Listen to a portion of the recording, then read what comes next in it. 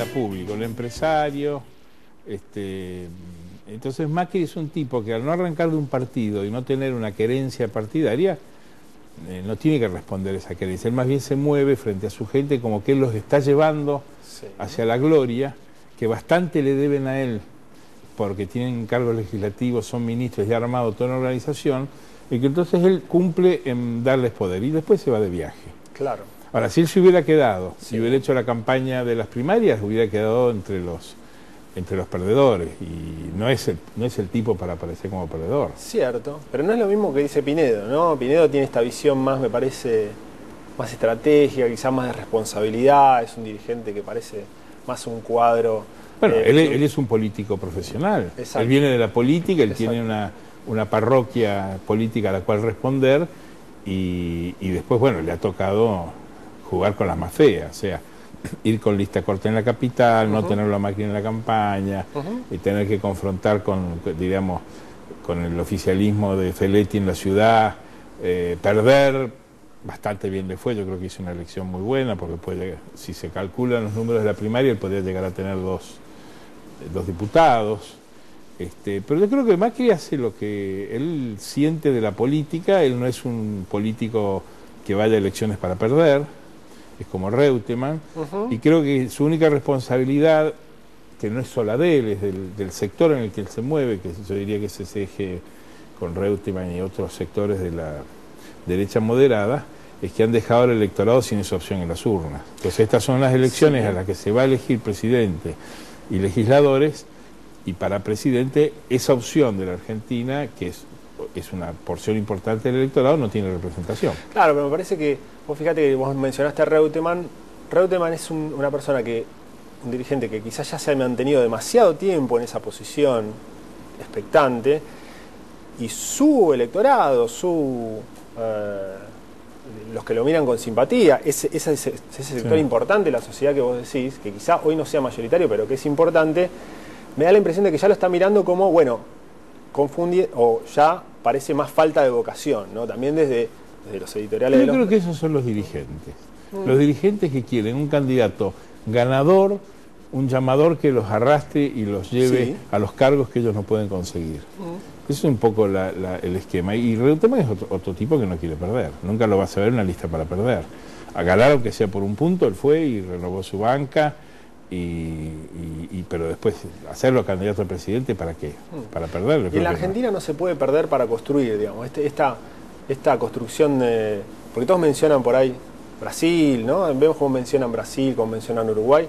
Y el Frente Amplio se ha presentado para perder. Y Lula se ha presentado para perder.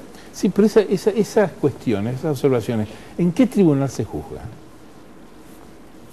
No se juzga en ningún tribunal. ¿Quién puede reprocharle a la dirigencia argentina falta de astucia para encarar su negocio? La verdad que es una manga de vivos, donde todos tienen su lugar bajo el sol. Han logrado un sistema en donde todos tienen cargos, un sistema en donde la gente que entra al sistema político nunca se va, pasan 40 años en la grilla pública cobrando sueldo.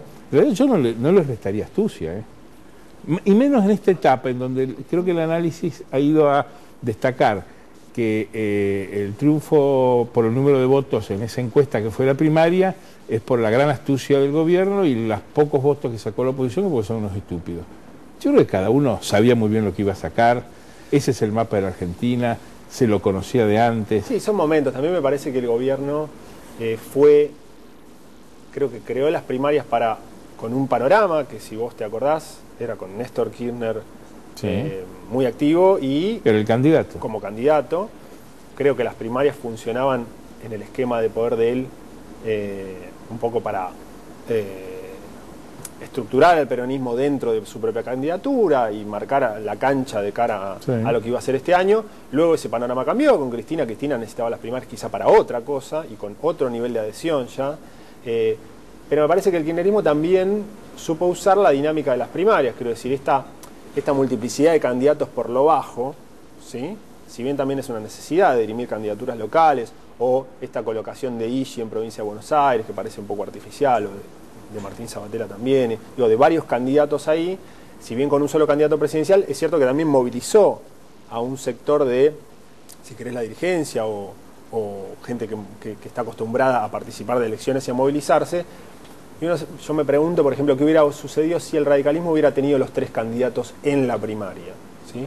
Bueno, a alguno le hubiera ido muy mal, seguramente, pero quizá hubiera movilizado mayor intención de voto que ese que obtuvo Ricardo Alfonsín solo. No sé qué pensás vos. Bien, la primaria yo creo que funcionó un esquema que le ha funcionado al gobierno, que era poner el candidato del oficialismo en la cancha 1 año y medio antes, y lo logró, era Néstor primero y luego Cristina.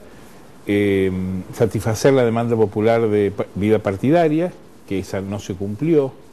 Creo que fue planeada de manera insincera por los dirigentes políticos, porque esta ley salió en el Congreso con el voto en contra de la oposición, pero todos sabemos que los 2 grandes partidos, que son el peronismo y el radicalismo, pensaban que iba en su beneficio porque reducía la cantidad de protagonistas. Ahora, yo no sé si el radicalismo hubiera sacado más votos si hubiera ido 3 candidatos. Yo creo que es medio una fantasía. El mapa de adhesiones que da la primaria es un mapa que es sincero con la realidad anterior. Y uno lo está viendo ahora en esta polémica que hay esta semana sobre la suciedad de las elecciones, que en realidad es marketing, porque lo más importante de estas primarias es que fue un partido amistoso. Y en los partidos amistosos hay pida libre para todo. Las elecciones son siempre sucias. Dice, es como decía Woody Allen del sexo. ¿Es el sexo sucio? Sí, sí está bien hecho. ¿Son las elecciones sucias? Sí, sí están bien hechas. ¿Qué querés decir con eso de sucia? Me parece que... Las elecciones, la gente cree que las hace el gobierno. Es la única actividad cívica de la Argentina que está hecha por el público. Sí. Los que se sientan en las mesas a presidir mesas y los fiscales son la gente del público. Son la mayoría gente ignorante, que tiene mala ortografía, que no entiende bien las normas y que se equivocan por un número de votos. Y siempre ha sido así.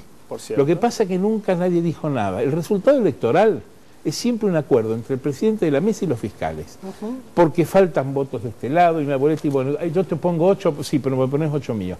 Y eso siempre se ha arreglado el resultado así y siempre se consintió. Nadie decía nada porque se disputaba poder, bancas, cargos, intendencia. Como acá no se juega nada, todo el mundo exhibe como una cosa horrible y sucia lo que es habitual en las elecciones. Todas las elecciones son así. Por eso la Corte nunca, la justicia, nunca ha querido abrir urnas. Porque si vos abrís una urna, en toda elección aparecen cosas horrorosas, que se salvan en el acuerdo de las 6 de la tarde, y está bien. Seguramente, sí, yo creo que es un sistema imperfecto. No, es perfecto, es así. En la Argentina no se puede decir que gobierne alguien que perdió en la urna. Ese fraude a la mexicana, a la de Estados Unidos, donde un tipo gana y gobierna el otro. No, la legitimidad que tienen los resultados electorales nacionales en la Argentina no es ficticia, quiero decir, la gente no está creyendo algo que es ficticio. Digamos. En eso, y es muy importante en eso es muy importante. En un mundo donde tenés que Bush gobernó cuando había ganado Al Gore la elección, o en México que no se sabe quién ganó. Lo que sí es cierto, no sé cuán preparado está nuestro sistema para una elección cerrada. Que a nivel nacional, desde el 83 hacia aquí, no se ha dado nunca una elección muy cerrada. ¿Qué llama cerrado? Cerrada con muy poca diferencia de votos entre 2 candidatos. No ha ocurrido nunca que haya una elección. Claro, porque este no es un sistema cerrado. La primaria lo que buscaba era volver a recrear el bipartidismo. Y es imposible hacerlo porque en la Argentina hay muchas más fracciones de opinión. Y te diría que en la última década han aparecido muchos sectores de opinión que uno parecía que era la izquierda, que uno parecía que en la Argentina no existía, que era el 14% de la capital federal.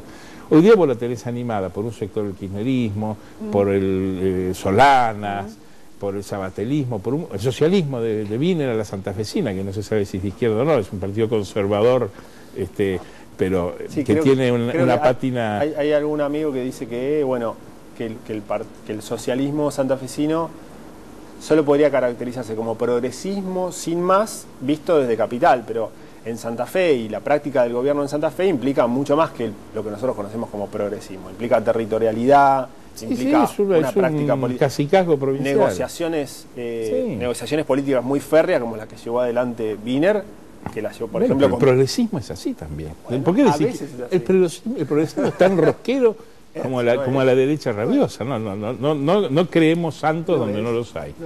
A lo que voy yo es que creo que en la Argentina el sistema funciona. Lo que ocurre es que el marketing los enloquece.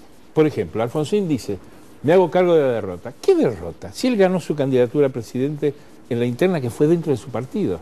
Se deja engañar por el discurso del gobierno que dice esto fue una elección y la ganamos. Que tampoco la ganaron. Demostraron adhesiones, algunos altas y otras muy bajas, en lo que es una encuesta.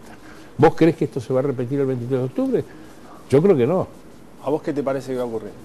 Creo que la pelea por las bancas y las peleas inclusive por la presidencia va a dar un resultado distinto al que dio que era un amistoso, donde la gente iba. Acá ha habido cosas aberrantes en el sentido de frente a lo previsible. La elección de Menem en La Rioja. Sí. La elección de Menem en La Rioja sacó 3,5 puntos menos que el candidato del kirchnerismo. Sí. Menem, que es un tipo que está bajo tierra. Son elecciones con extravagancias muy grandes. La propia de Altamira, sí, que es el voto joda.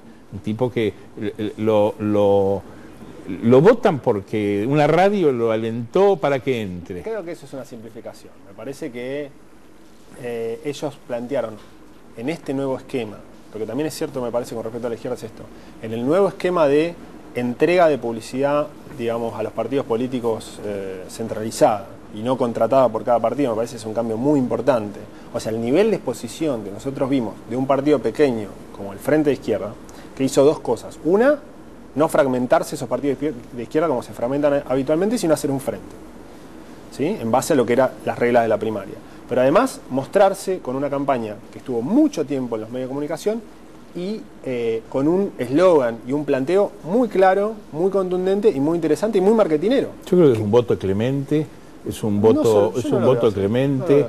Todo bien con Altamira, es un tipo simpático, es un carismático de la televisión. Eso creo que darle más poder a Jorge Rial y a Chiche Gelon del que creo que tienen. Me parece que había una campaña que estaba muy bien planteada en términos, más estrictamente de marketing político. Era una elección liberada al testimonialismo de votantes que decían, me voy a tirar una cana al aire con Altamira. Que te digo, todo bien, Altamira es un tipo serio, es simpático, le mandamos un beso porque ve el programa, pero la verdad que es como la elección de Menem en La Rioja. Y esta elección, el voto en blanco.